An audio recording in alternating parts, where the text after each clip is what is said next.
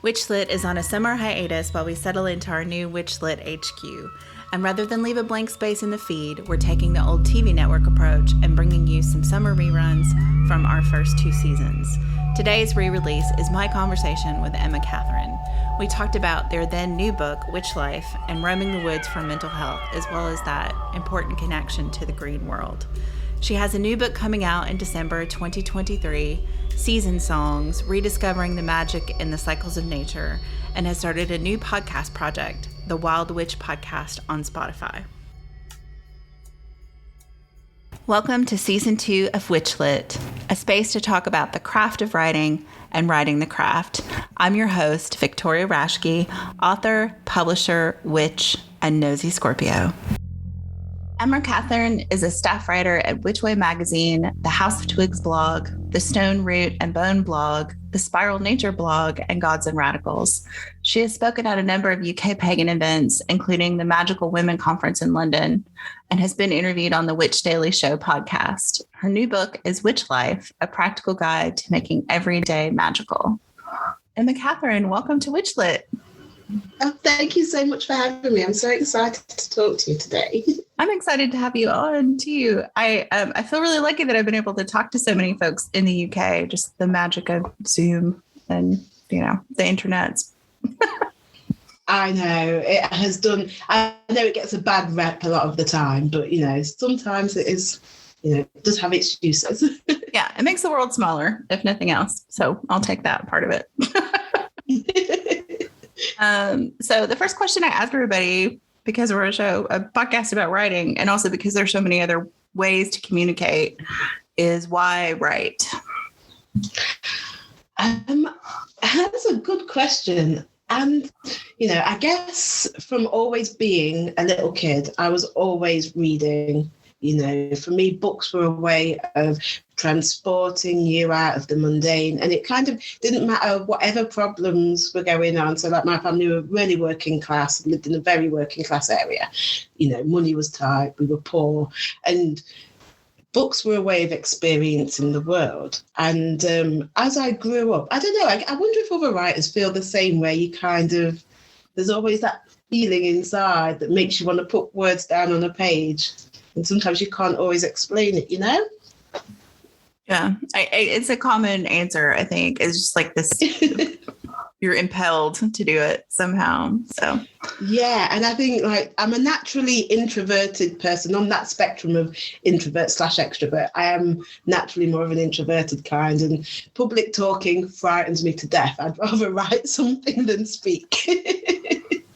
Well, it's nice thing about podcasts is you can't see who's listening, so you don't have to worry about that part of it. Yeah, they're podcasts are nice and intimate, Mm-hmm. And you do a lot of different kinds of writing. So you write for blogs, you write for magazines, and then you have the book coming out. So do you want to talk a little bit about that kind of journey of writing? Yeah, so I did my English degree, and I did it through distance learning. So I had my children quite young, but I always knew that I wanted to carry on my studies. I was always that nerdy kind of, out of all of my 3 sisters, I was the one, and so I started writing, and part of that degree was a creative writing element, just a small little module, and I quite enjoyed it. Anyway, fast forward a few years, and I was just on my, I used to follow this page on Facebook, and I think it was called Dear Darkling or something like that, and they had a call out for writers, and so they put on this 6-week program, and I went through that. I didn't get through, but that was the start of writing for blogs, and so that was the start of it, I suppose. It's I don't, because I was familiar with your name from blogs, from Gods and Radicals, especially because I've read that for a while, and I was like, oh, well, I know who this person is. when your publicist recommended your book to me, and I was like, oh yeah, definitely, let's get her on. Plus, also, my husband is from Trinidad, so he is a Caribbean immigrant to the U.S. A little different, but I saw the Jamaican immigrant background, and I was like, oh yes, I'm familiar.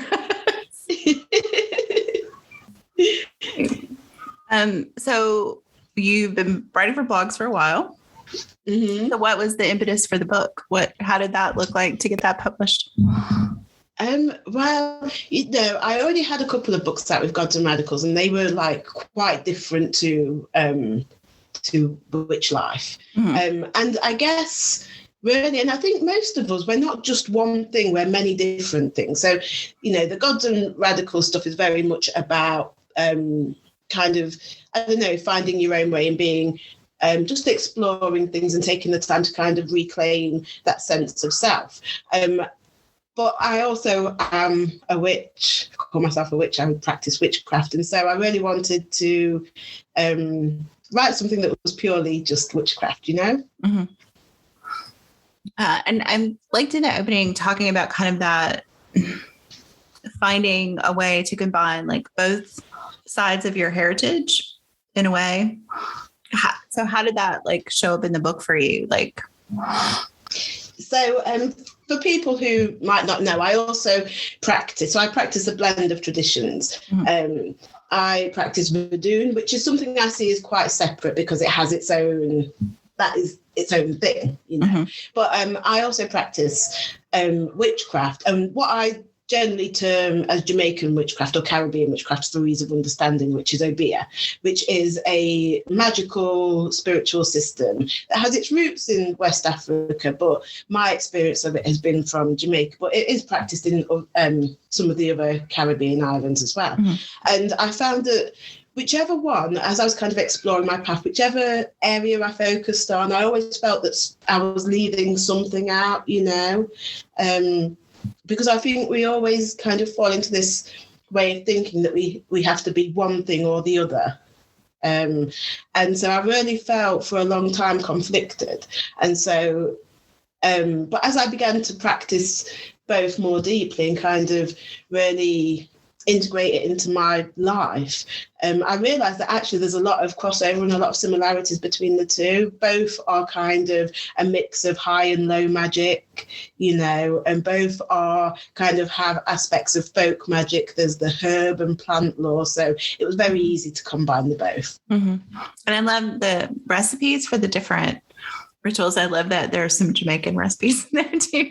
Yes. Like you see the British influence with like the ginger cake, and then also with the dumplings and salsa. And I was like, this is that I was especially drawn to that because I'm very kitchen witchy. So I was like, oh, I've never had Jamaican dumplings. I may have to try those. They are my favorite, but my dad has this way of shaping them with his thumbs that I just cannot master. So I just have to do the round ones. Always the way. There's like the one thing that your parents do it in a way that you just can't quite get, or your grandmother or somebody. There's always like this special way. So I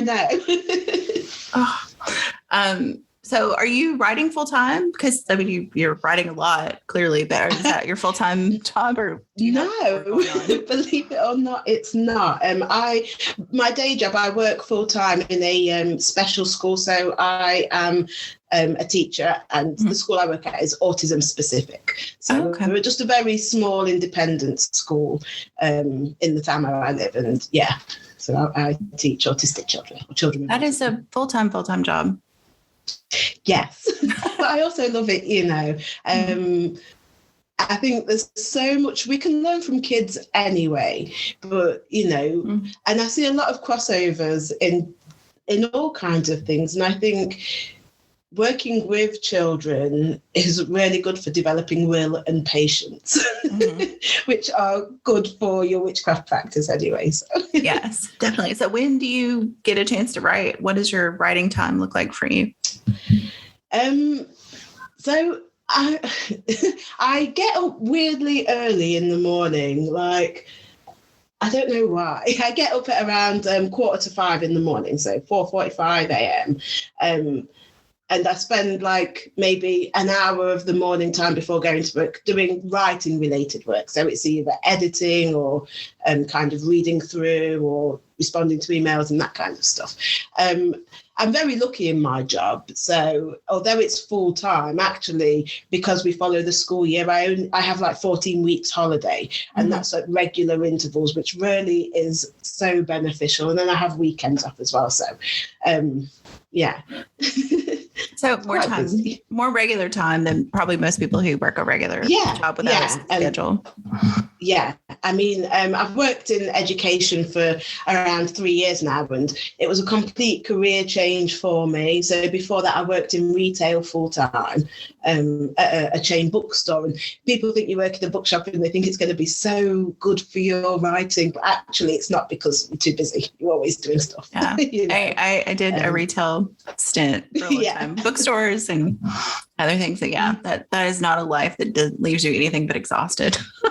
Yes, exactly. So at that time, my writing was very limited. I only had a very small amount of time. And so now I kind of have that nice balance, I think. Yeah, I know that sounds perfect, actually. So you've published a couple of books with Gods and Radicals. You published this book with Llewellyn. So what are like writing goals for you? What does that look like now? I mean, ultimately, like, as much as I love my job, I guess the writer's dream is to be able to do it as your full-time role, right? And I guess that's always in the back of your mind somewhere along the line, but I think, I don't know, I guess as long as I feel I have something to say, I guess the books might just keep coming, because I think it's important that everybody share their experiences. And one of the things that I really wanted to get across in Witch Life is that witchcraft can be adaptable. So, it doesn't matter what tradition you practice, or, whether you are, a beginner, some more experienced, it kind of doesn't really matter, because I feel like there's something in the book that can be adapted to suit your own individual purposes. And so, and I think it's always, because I think back on my experiences of reading books, the pivotal books that you read and you think, yes, finally someone sees it the same way as I do, and I think it's I think it's, as long as I still feel I have something to give. So what was the seed for this particular book? For Witch Life? Well, I wrote it during the first UK lockdown in 2020. So like I was saying, my school is very small and it is for children with autism. But lots of our pupils have other diagnoses as well. And, because of staffing issues and vulnerable people, it was decided that the best thing we would do would be to close the school and offer remote learning. So some of our support staff, who it is their role, went to homes. So I was actually working from home at that time. And for the first kind of few weeks, it's really weird. You think as a writer that writing from home in that situation is going to be perfect, because all of a sudden you've got this time. And I found that it was really hard. Whereas before I had quite a rigid schedule. Now I had like this, could basically make my own work schedule. So I had all of this large amounts of time. And for a while I kind of find myself slipping into this rut of not really doing anything. And so I really had to make a conscious effort. And then actually, I started writing bits down, and I thought, you know what? I'm just going to put it together and see what happens, and that kind of. So did you shop it to Llewellyn, or how did you go about like the actual publishing process? Yeah, so I submitted it to Llewellyn because. So I think when I started, I didn't really think it would be a book as such. I thought maybe I might break it down into a series of articles, or, but then actually as I kept going, and because I think the lockdown for a lot of witches and pagans, it was a chance to kind of rediscover our practice, to kind of look at things with new eyes, with a different perspective. And so, it wasn't until it started getting quite a lot that I thought, okay, this is a series of articles that is going to go on forever if I don't kind of. So I decided that I'd pop it into a book. And, although I'd previously published with Gods and Radicals,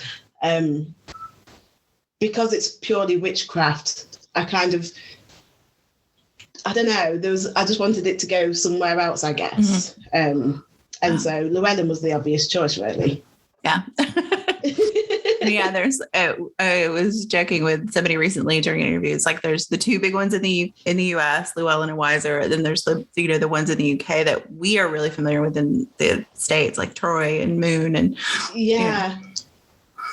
But it's it's a little, I mean, it's niche marketing, it's niche publishing. So. I know. And I was explaining it to my partner, bless him, because, he's not really into any witchcraft or magic, or is not really into paganism, is kind of what I might term agnostic or Gnostic, Mm-hmm. So he's open-minded, but he's not really into anything as such. And so I was explaining to him about Llewellyn, and I was like, in publishing, it is a niche market anyway, but in terms of that niche market, Llewellyn are probably the most well-known, Mm-hmm. if you were to ask most people, name 5 pagan or witchy publishers, I think Llewellyn would always be in those top 5. Yeah. And I think, I came to witchcraft and paganism in the early 90s, and they were kind of the books that you could get. Yeah, too. exactly. It was just what was available. So same. Yeah. So a lot of Scott Cunningham. Those early 90 folks. Oh. So when you get your time to write, we'll say post pandemic, who knows where we are in that. But what does that perfect writing time look like for you? Do you have like a ritual around how you write, or is it just sit down and get the work done?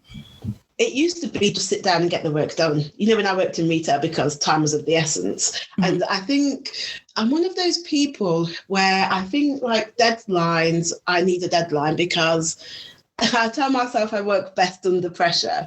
And so if I have 4 weeks to do something, my natural tendency is to save it for the last 2 weeks. And so that's been something I've had to kind of push against a little bit. And so, at first my writing schedule, just sit down and write. But just recently, only this year, I've actually dedicated a space in my home that is just for writing. So I've got myself a little writing room now. And what I like to do is just to come upstairs and shut the door on the house and everything else. And like the whole family know that when I'm in the room and the door's closed, it's like, do not come in. Mm-hmm. And so I think it's important to have those boundaries. Yes. And then I like to spend a couple of minutes just, acclimatizing, getting, daydreaming out the window, that kind of thing. Mm-hmm. And then it's crack on. Yeah. The biggest adjustment for me with the pandemic was I've worked at home for years. So I would go to a coffee shop and write if I wanted to get out of the house and not be distracted by the laundry or, whatever. Yeah. And so that was a hard one. But also my husband came home and was working from home. So we share an office. Yeah. And that was really weird to have someone like in the office all day with me. I bet. I bet. One weird thing I have to do though, and I don't know why, and I do it with articles and books, is I have to write them by hand with on pen and paper first. Mm-hmm. I don't know why I do it that way. Sometimes I'll write the whole thing. Sometimes I'll write a section and then I'll begin to type it up and edit it that way. So I guess I just don't know why I do that, but I feel I always have to. Yeah, I don't know. I feel like it's really different for different people. I always start on paper, because I write mm-hmm. fiction. It's like when I start a new novel project, like the first few chapters I write by hand, and then I panic because then I realize that if I lose that, I lose everything. So then I usually switch to the computer. Mm-hmm. But yeah, I think it's so interesting to me. Like, people have that, I have to handwrite it and I have to have this pen mm-hmm. or this pencil, just all of those little quirks around it. I always find fascinating. I was talking to my grandma about, because every time I go and see my grandma, she lives like in a village, a couple of villages over. And so every time I go and see her, she'll ask how the writing's going. And it was only until I started writing that I found out that actually in the 70s, her and her sister used to practice Wicca in a local group. So that was quite interesting, because I never knew that before. But anyway, she used to tell me that she used to enjoy writing. And I think it's lovely how writing can bring people together. But she was writing this book in her younger days, because when she was growing up, her family used to breed Great Danes. So it was a book about Great Danes. But she also had a pet goat that used to follow her everywhere. So she was typing this book up on a typewriter. So it was all typed and handwritten, you know. And her dad kept saying to her, look, you need to kind of think about what you're going to do with it. Are you going to send it off? And my grandma was like, no, I'm going to wait till I finished it first. And then I'm going to send it all off. But before she got to the end of the book, the goat ate it. Oh, no. And then she never had the heart to write it again. Oh, see, this is an argument for having a copy of something, for backing up everything.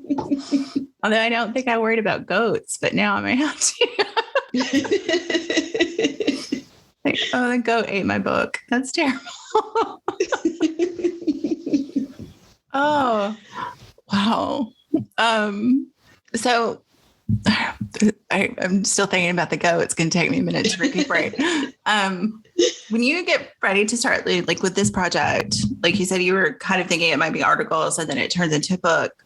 So really pre-writing for this book was probably like, this is going to be articles, and then figuring out how to work it. So what did like researching and all that when you got into it? Because it's mostly a reflection of your practice. So did you do a lot of research, or like how did it come together? I mean, I guess I didn't do a lot of research per se for this particular book, because a lot of it is drawn from my own practice and my own interests, you know. So, but generally I do like the whole research. Like I say, I'm a bit of a nerd and I like the whole how, you know, researching and making notes and all of that stuff. But for this one, not so much. A lot of it was drawn from my own practice, and I really wanted to kind of show people that actually it doesn't matter if you know a lot, don't know a lot, maybe you're not sure what you want to do, or because I think it's important that people really take the time to explore. And I really wanted it to be a focus on the practical side of witchcraft, because I often think that particularly for beginners, I often think that a lot of the theory stuff can be off-putting or confusing, or, you know, there's so many different opinions and ideas and concepts, so that when you're new, particularly now for the, you know, the internet is kind of a blessing and a curse because it makes information so freely available. But you know, it kind of takes an experienced eye to kind of differentiate between fact, opinion, misinformation, and all of that kind of stuff. And so I think being able to explore in a practical kind of way can really allow you to work out a lot of the questions for yourself, you know? I like that, the way the structure of the book makes it, I think, really, I love in the intro you say, you know, you can read this all the way through, or you can dip in. And I was like, I like that approach of like, here are the Sabbats and how, you know, I celebrate them, and here's a kind of a pattern for that. But then that also says like in the moon magic and the elemental magic, like it's still to give someone, I think, especially a new practitioner, like kind of a framework to think about their practice. Like I liked the book being structured like that, because it's like, you don't have to reinvent the wheel for everything you want to do. Like you find a pattern that works for you and kind of continue that. Yeah, and I think, you know, I think for a lot of people, whether they would admit it or not, you know, we all live such busy lives and we all have so many constraints on our time and our resources that, you know, we have all the best of intentions. So, you know, we know Beltane's coming up. So you might think, oh, I'm going to do all of this stuff for Beltane. But then life gets in the way. And for whatever reason, you don't do most of what you wanted to do. And I think it's easy to fall into the habit of thinking, oh, well, never mind, I'll wait till next time, you know, or I'll wait till the next. And then when you get into that kind of habit, you don't end up doing anything, you know. So I wanted it to be able to be a book that you could go to every day, and not just when it's a particular Sabbath or a particular moon phase. You know, if you want to do something that day and you don't know what you want to do, you're looking, you know, for a bit of inspiration, you can go to the book, you can pick it up, have a flick through, and, you know, and choose something that suits you in that moment. Yeah. And it's, I mean, the subtitle of the book of being practical, I think is very true. Like there's not, at no point in reading through it was that like, yeah, I have no idea where someone would get that to do this. You know, it's like stuff you probably have in your kitchen or in your house somewhere. I mean, you talk a lot about like reminding people that you do not need to go buy the most expensive thing at the most expensive witch shop in your town. Like you can go to a thrift store and get and I think it's just really helpful.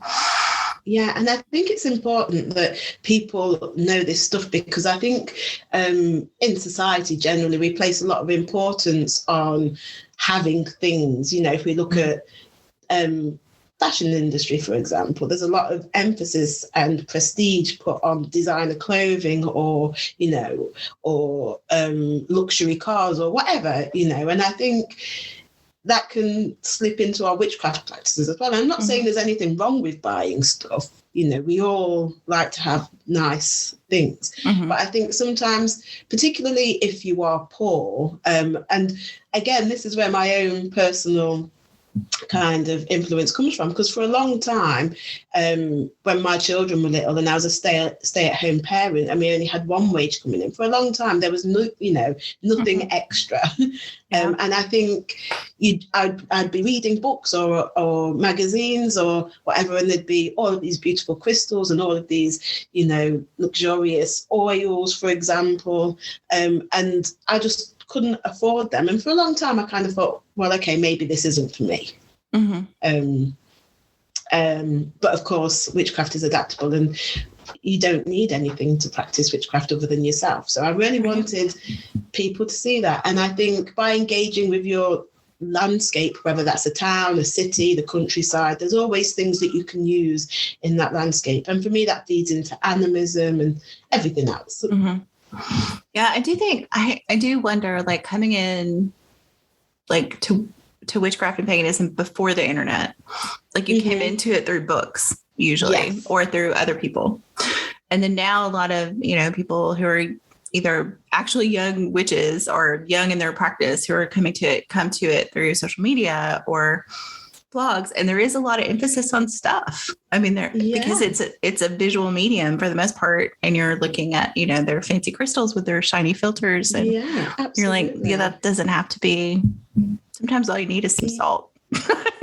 Yeah, and I think as well, you know, we've all seen those Instagram pictures and they look amazing, you know, someone's beautiful altar, it's got all of these beautiful things, and you know, it is the altar of your dreams in an ideal world. But actually in the real world, that photo or that reel has taken a long time to set up. You know, I've done a few pictures of my book for my social medias, and and nothing special, just with a few props of my own, and it takes a long time to set up. So you know those really beautiful posts that you see where you think, oh, this is gorgeous, this is what I need. You know, very few people, if anyone, has that in their life. So neat and perfect. You know. Well, and very few people have a way to have that set up all the time like that. Yeah, unless you live alone, you know, most of us live with, if not other people, animals, certainly, you know. I live with both. I have a family, and for the most part, my children are a lot older now. So my youngest is 19 and my eldest is 21. So they're used to all of my weird witchy stuff, and they just don't question anything anymore. But my dog, on the other hand, I have to be careful where I place certain stuff, because he's a Patterdale Terrier, and he is crazy. So if he sees a fly, he's all over the furniture. So, you know, stuff would get broken. No, I have a cat too, and my biggest fear ever is him like catching his tail on fire by accident. It's the worry is real. Yes, the worry is real. It's like I have long hair too, so I'm like, I don't want to catch my own hair on fire. I don't want to catch the cat on fire. Like, let's just be really careful. Plus, I live in an apartment building with like the most sensitive fire alarm in the face I've ever lived with ever. It's like I open the oven door and the fire alarm goes off. So like I have to be super careful now. It's the struggle is real in that regard, I guess. But I was just thinking about the social media posts, like, you know, now I think authors kind of have to be like a one person show. Like, even though you're published with Llewellyn and you have a publicist and with them and all that, there's still a lot of marketing you have to do by yourself. Like you were talking about posting your book on social media and stuff. So how's that been? Because I know for a lot of writers, that is not the fun part. Yeah, it's a real struggle for me, you know. Like I was saying, I'm naturally an introverted person. I see kind of being an introvert and extrovert on a spectrum. So, you know, self-promotion is not my forte. I find it very difficult to kind of talk about myself in that way.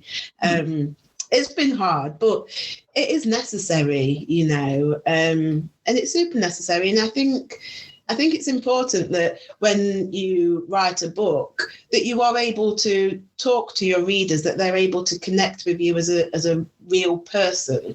And I found that to be the best part of the promotion, you know, meeting some fabulous people, really. So that's been the best part, but it is hard. Yeah. Marketing is not my favorite thing either, which is partly why I started the podcast. I don't know if they've actually said this out loud to anybody yet on the podcast, but like, it was really like, advertising is difficult. And it's like, I just want to talk to other writers and what are they doing? And let's talk about what we're doing and figure it out, because it was much easier to have a conversation than to figure out how to do Amazon ads. Yes. So it is there. I guess there is a tiny ulterior motive, but also really, I just wanted an excuse to talk to writers and let them promote their stuff. I mean, this is an easy way. I think podcasts are an easy way to talk about your work without feeling like you're promoting in the same way. Yes, I think so as well. I do love doing podcasts. I think they're one of my favorite, besides writing, mediums, because, you know, I mean, when this goes out, there's going to be lots of people listening, but at the moment it's just me and you, and it's kind of relaxed, and it's kind of just like chatting to a friend, you know. And of course, when it's about witchcraft and writing and books, I can talk the back legs off a donkey. So right, exactly. It's like you got your tea or your coffee, and it's just like you said, like having a conversation with a friend across the table, kind of thing. Yeah, our table just happens to be both the United States and the Atlantic Ocean, but it's a pretty big table, but I like that too. Oh, so while you're working on the book, did you find that your practice changed or deepened? I would imagine writing during the pandemic, like you said, there were opportunities for that, but did you notice anything like specific while you were working on the book? Yes. And I think it's weird when you get those moments of when you're thinking about something in that way, you know, when you're writing and you're thinking because it's a weird kind of way to think. I struggle to describe it, but other writers, I guess, will know what I mean. And I found that writing about witchcraft at the same time as kind of trying to focus on my own individual practice in the time that was quite difficult for a lot of people. I don't know, I think it really allowed me to kind of draw a strength from it and a resilience, you know. So during the lockdown, in that first lockdown in the UK, we were allowed out for like 1 hour a day exercise. And so for me, that became very much linked to my witchcraft practice. And then it became a part of my daily routine of writing as well, you know. And I think in that way, witchcraft often is insidious because it seeps into every part of your life, whether you realize it or not, you know. So yeah, I'm always, when people say, what's your daily practice? And I'm like, I don't know how much of my day isn't somehow like a little infused, like you said. Like it's just like any other system of practice or belief. Like it kind of colors everything that you do. So what, on your walks, like when you got to escape the house during lockdown, what did you do? If you feel like sharing that, I mean, that's something you want to share. Well, I'm very lucky in that the town I live in is a rural town. And what I mean by that is, like, it's very much urbanized in the way that most towns and cities are. So you can go into the town centre and there's, you know, a Starbucks and whatever else you need to get, and, you know, but then at the same time, it's rural in that I can go out of my front door and walk in any direction for around 10 minutes, and I'll be either in the woods or by the river or in a field somewhere. So there's plenty of open spaces among all of the, you know, the sprawl of the concrete jungle. And so I was able to kind of mix it up. So some days would be spent by the river, other days it would just be like walking the dog around a local field, you know. But I think even on those small walks, it's easy to kind of find something to connect with in that local space. So for me, the land and animism is a major part of my witchcraft and obia. And so, you know, connecting to the land where you live is, you can only do that by getting out and interacting with that land and that space. And so I felt that really deepened my connection. But I'm a woods kind of girl, like my home is in the woods. My ideal house would be a little ramshackle cottage in the middle of the woods somewhere with maybe a dog or 2 or 3 or 4. But yeah, and so I spent a lot of the time in the woods, and sometimes it was just walking, sometimes it was foraging. So I make ointments and stuff like that. Sometimes it would be collecting what was needed during those particular seasons. Sometimes it was just to get out of the house, you know. And so, like you were saying, there's different layers, and all of those things were linked to witchcraft, sometimes specifically for a purpose, and sometimes it was just a way of me connecting with the genius loci or just breathing.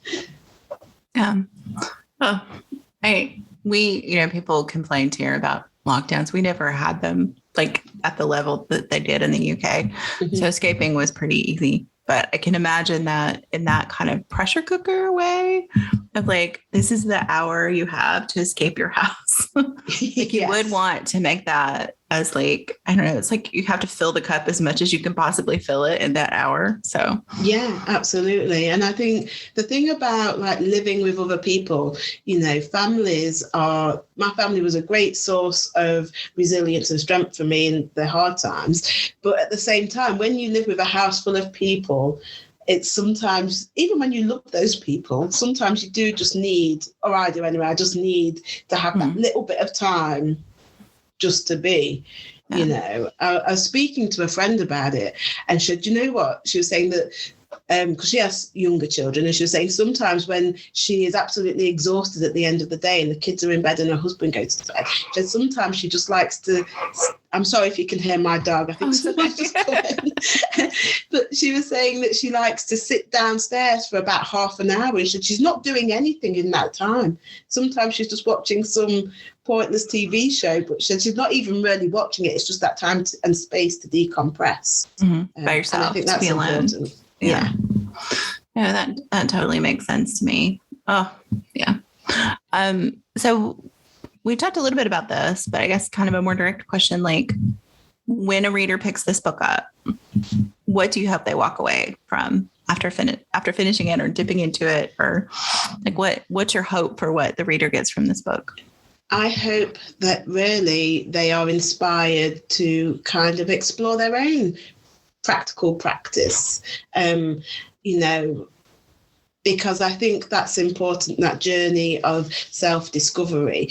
And I think the book makes a nice framework for that, so people can dip in and out. And it encourages that practical, you know, the focus is on the practical, on the doing, you know, because that's really how we can then consolidate all of the theory that we read, you know, every day online in books.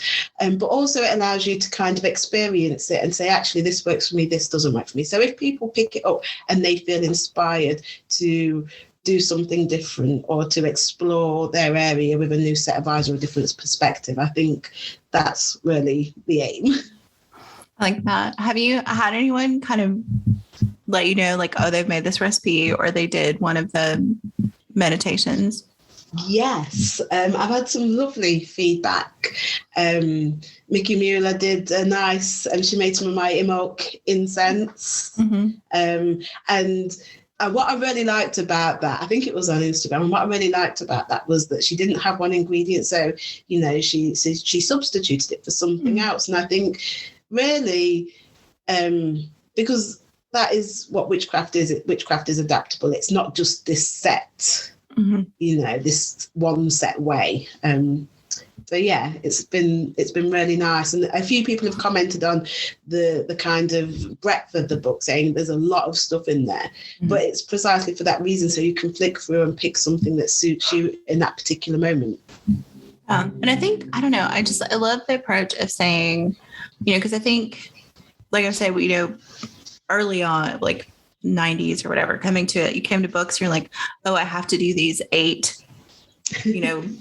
rituals of the year, and I have to do something when the moon is dark, and I have to do something when the moon is full, and blah, blah, blah. And you're like, I don't have time, or like my brain doesn't work that way. Or like, I think, especially if you're not in Western, Northern Europe, like some of those wheels of the year don't add up where you are. Like I'm in California and I can't tell you what the difference between spring and summer is here. Yeah. Like I mean, really, really the Sabbats are on the wheel of the year. It marks the British and European agricultural calendar, really, And so I always think that, and this for me is where animism and the land become, can really add an extra dimension to your practice, because it's about getting to know the land where you live and the cycles of the season where you live and what that looks like in the land, and adapting those celebrations to match that.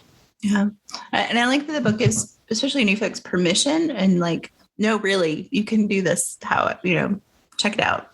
This is what works for you is what works for you. You do not have to conform. I always remind people there's no witch pope. Like nobody's going to come down on you. If you do it your own way, there's no witch pope. So I like that. Yeah. And particularly with the wheel of the year, because when I first started and, maybe you're not sure of the dates and all of this, or you miss it and you think, right, that's gone now and I can't do that.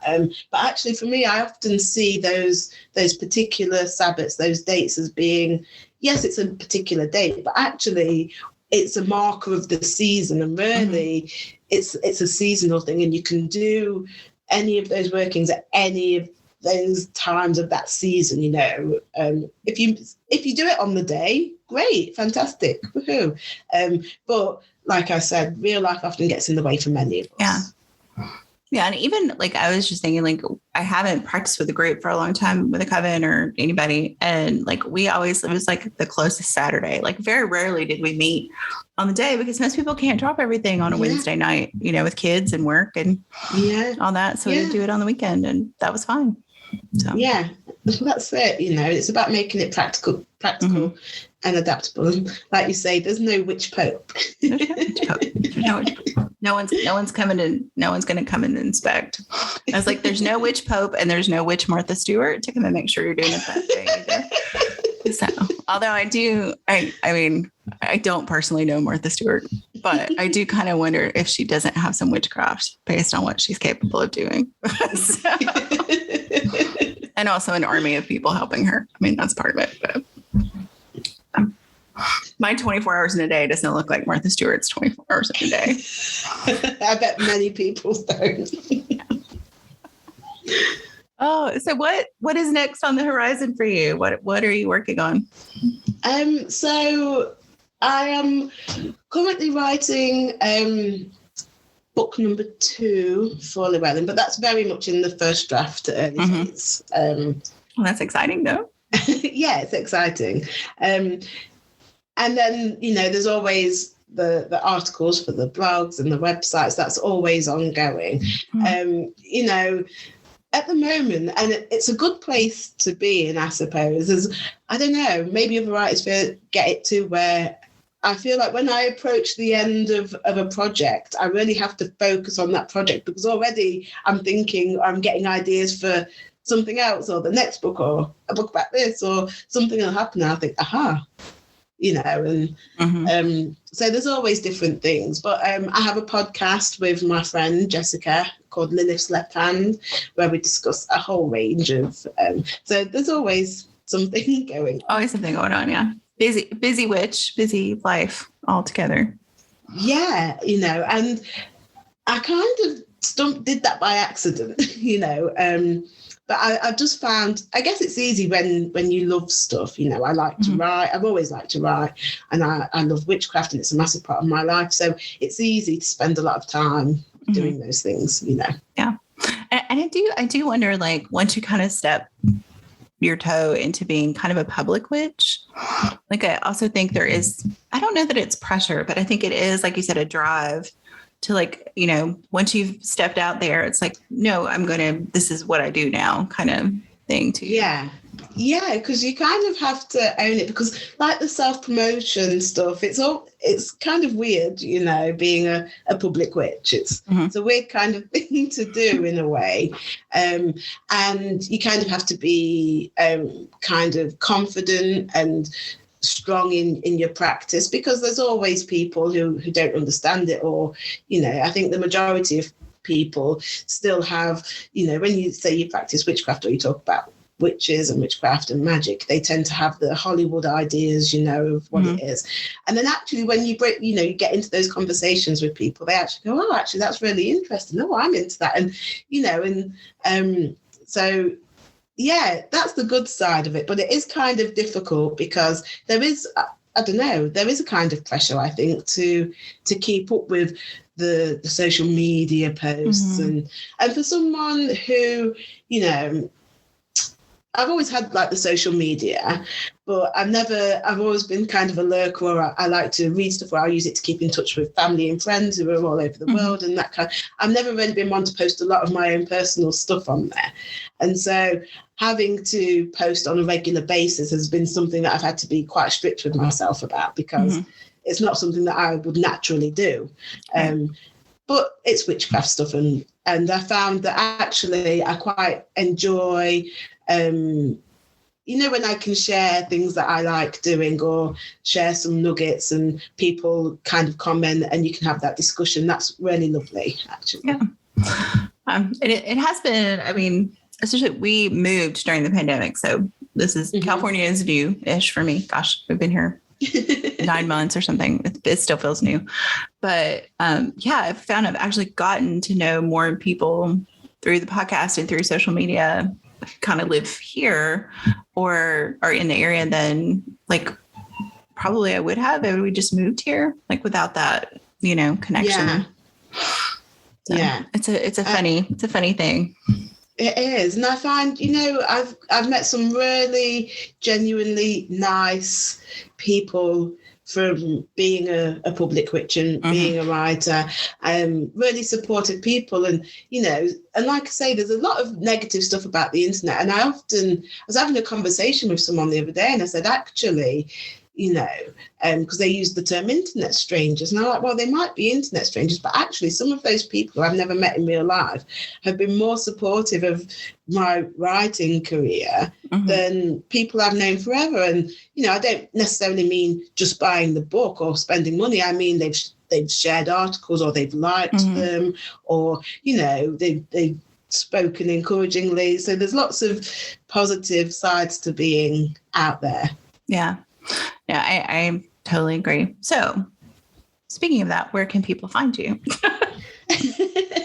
So I am on all of the social medias. I'm trying to get better at Twitter. Twitter is, I can only do that for small periods of time. But Emma Kathryn, Wild Witchcraft on Facebook, Instagram and Twitter. They can find me on my blog, Emma Kathryn Wild Witchcraft, and all of the sites I write for. So Gods and Radicals, and all of the others that you spoke about earlier. Yeah, and we'll put notes for everybody. We'll put links in the show notes for folks so they can find that pretty easily. That'd be great. So my last question for you is a tiny game of chance based on my nosy Scorpio-ness and not knowing how to talk about the weather very well. So based on what I roll, you'll get a question about death, sex, religion, politics, or money, all that stuff we're not supposed to talk about. How exciting. And then if I roll 6, you get to pick which one. And I showed this to you before, but I will tell our listeners that I picked a purple one because Catherine's book is a lovely shade of purple. So I picked a purple die today. Okay. So 3, religion. Not that we kind of haven't been talking about that in time yet. So this is a hypothetical. So you have joined the ancestors. What will we hope a very distant of you joining the ancestors lit witch need to summon you to their circle? And what writing advice will you give them? Okay. So to summon me, they will need some rum. Rum and dark chocolate. That is all that is required to summon me. And I'm very easy to summon. It has to be the good stuff there. Yes. We expect nothing less if you're trying to summon someone. You should. Yeah, right. And the advice I would give them, writing advice, right? Mm-hmm. The writing advice I would give them would be to just get it down on paper, to just write, because I think I spent so much of my beginning, even when I'd already had the first few articles and essays published, I was always second guessing myself, you know. And I can remember sending something to one of my editors at Godwin Radicals, and he got back to me and he said, Emma, it's really good, but it's so well polished. You don't have to do that. That's my job, you know. And I think that was just part of me kind of being too hypercritical of myself and not having that confidence to just write on the page. So, yeah, just write. Yeah, I think getting it out and turning off your internal editor is probably one of the hardest lessons most people learn about writing. Yeah, absolutely. It took me a long time. Yeah. I was like, I pay an editor. I don't have to do that to myself. Not that I don't still do it, but I do pay an editor. So, but it's like one of these things, right, that I do. And I think it's just part of my personality. So I was getting a new cooker and it was one of those deals where you pay a little bit extra and the delivery men, when they're dropping your new one off, they'll take your old one away for you. Yeah. Mm-hmm. So the night before I pulled and not that it was terribly dirty, I like to think I'm quite clean, but I pulled my cooker out and gave it a good clean inside and out, even though it was being taken away the next day. And my partner was like, Emma, why are you doing this? I'm like, because I don't want them to think I'm dirty. And he's like, well, it's not dirty. I'm like, I just have to do it. And I think it was the same for me with writing and editing, and it's been very hard for me to just get it on paper and send it away. Yes. It's like, I don't want them to think I can't spell or that I don't know about, subject verb agreement just because I missed an S here, Yeah. No, I feel you on that totally. Well, Emma, thank you so much for being on the show. This was lovely. It was lovely to chat with you. And I'm excited for the book. I'm excited for new stuff coming. So thank you. No, thank you for having me. I've had the best time. Oh, good. WitchLit is a production of Thousand Volt Press and is edited by Keifel Agostini, who also designed our logo. Our music is Voices, composed for us by Alexander Shanekar. You can support our work, get early access to episodes, ask your own death, sex, religion, politics, money questions, and get some free stuff by joining our Patreon at patreon.com/witchlitpod. Transcripts and all our previous episodes are available at witchlitpod.com, and you can follow us on Instagram and Twitter at witchlitpod. If you enjoyed this episode, please subscribe and consider giving us a rating or review wherever you listen to podcasts. It helps other witches find the show. Thanks for listening and for reading witchy.